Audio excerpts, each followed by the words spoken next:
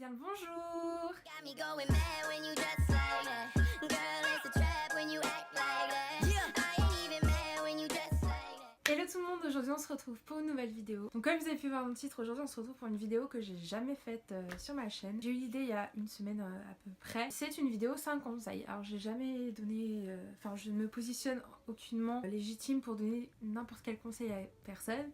Mais je me suis dit, comme c'est bientôt les fêtes et que voilà, on va dépenser toute son oseille, je me suis dit ce serait cool des petits conseils pour pas trop dépenser, pour trouver les bonnes affaires, etc. Voilà, si ça vous intéresse. Je vous laisse avec la suite.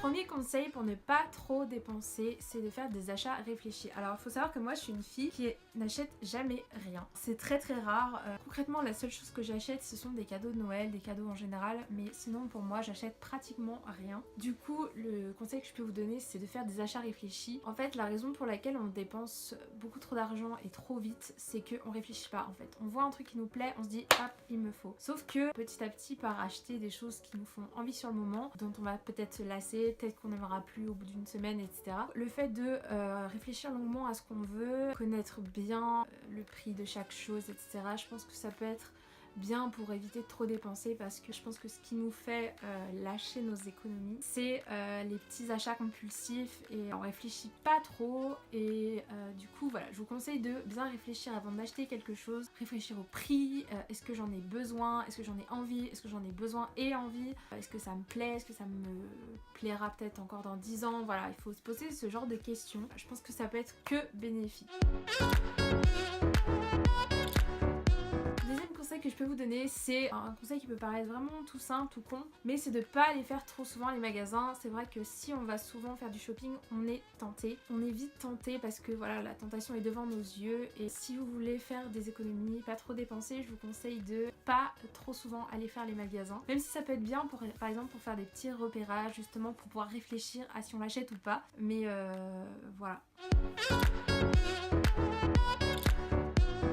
Troisième conseil, c'est un peu la même chose que ce que j'ai dit avant, ce serait d'éviter les sites de vente en ligne, Amazon, la Fnac, showroom privé, enfin voilà, tous les sites internet en ligne qui livrent rapidement ou même pas rapidement. Alors on est vite tenté d'acheter sur internet parce que enfin voilà, on est chez nous, on bouge pas et on achète. Et c'est pour ça d'ailleurs que ces sites ont été créés, c'est clairement pour ça. Et du coup voilà, je vous conseille d'éviter au max comme ça, c'est pareil, il n'y a aucune tentation, on n'est pas tenté d'acheter quoi que ce soit et c'est plutôt vraiment cool. Alors après je dis pas, il y a certaines choses qu'il vaut mieux acheter sur internet. Par exemple moi j'ai acheté mon trépied sur Amazon tout simplement parce que cette gamme là n'existait pas à la Fnac, sinon je l'aurais acheté directement à la Fnac. Mais voilà, enfin mon trépied c'était vraiment quelque chose que je voulais depuis très longtemps, j'en parlais dans beaucoup de vidéos, que j'avais pas de trépied, du coup ça m'énervait et là j'en ai enfin un, du coup c'est beaucoup plus pratique. Mais c'était quand même un achat réfléchi parce que ça faisait au moins 1 an que je voulais l'acheter et que j'y pensais et que c'est vraiment quelque chose d'utile qui me sert au quotidien pour mes vidéos. Du coup des fois c'est vrai qu'on n'a pas vraiment le choix, mais si on n'a pas vraiment quelque chose d'important à acheter, vaut mieux éviter tout ce qui est site de vente en ligne.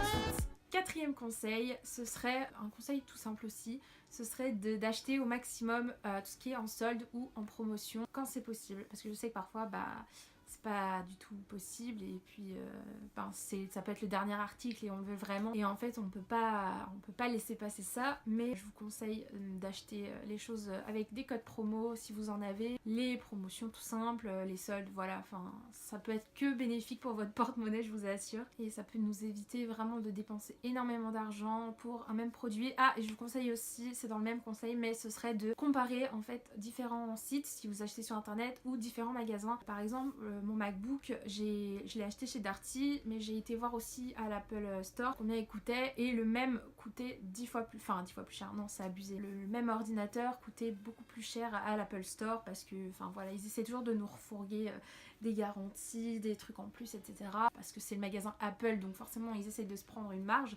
Mais par exemple chez Darty et la Fnac c'était beaucoup moins cher et encore moins cher dans les provinces parce que je l'ai acheté en région parisienne, donc forcément Paris c'est extrêmement cher, mais aussi en province c'était encore moins cher. Donc si vous avez la possibilité d'acheter quelque chose en province, faites-le. Et ouais, donc comparez les sites, les différents prix pour la même chose. Vous verrez que là vous pourrez faire des économies, même si c'est que 5 euros, 10 euros, 15 euros. Voilà, c'est toujours ça de prix. Et enfin, le dernier conseil, un peu bizarre, je vous l'avoue, ce serait de se contenter de ce qu'on a et de relativiser. C'est vrai que parfois on a tendance à se dire ouais, il me manque ça, et si dès que j'aurai ça, ce sera hyper bien et tout. Je pense que c'est la même chose pour mes achats récents. Je voulais absolument un ordinateur, je voulais absolument un iPhone. Je me dis voilà, ma vie après ça sera génial, sauf que voilà, c'est un cercle vicieux qui s'arrête jamais. On a toujours le besoin d'acheter quelque chose dont on n'a pas forcément besoin du coup. Mais on en ressent le besoin parce que voilà, c'est une envie, c'est une pulsion.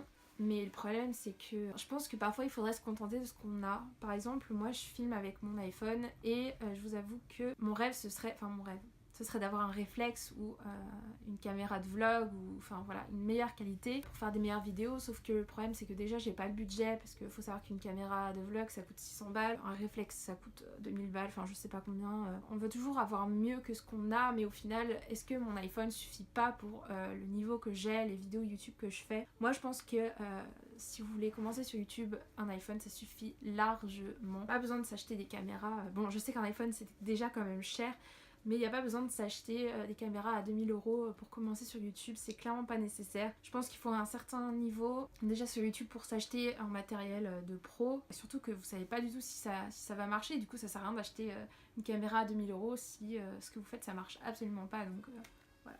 Donc voilà tout le monde, j'en ai fini pour cette petite vidéo. 5 conseils, si vous l'avez apprécié n'oubliez pas de mettre un petit pouce dans les airs, de me dire dans les commentaires quelle vidéo 5 conseils vous voudriez voir sur ma chaîne. J'en ai encore une autre en tête, mais voilà, j'adore faire ce genre de vidéos, du coup je pense vous en refaire très bientôt. Sur ce je vous laisse et je vous dis à la prochaine fois pour une prochaine vidéo. Bisous.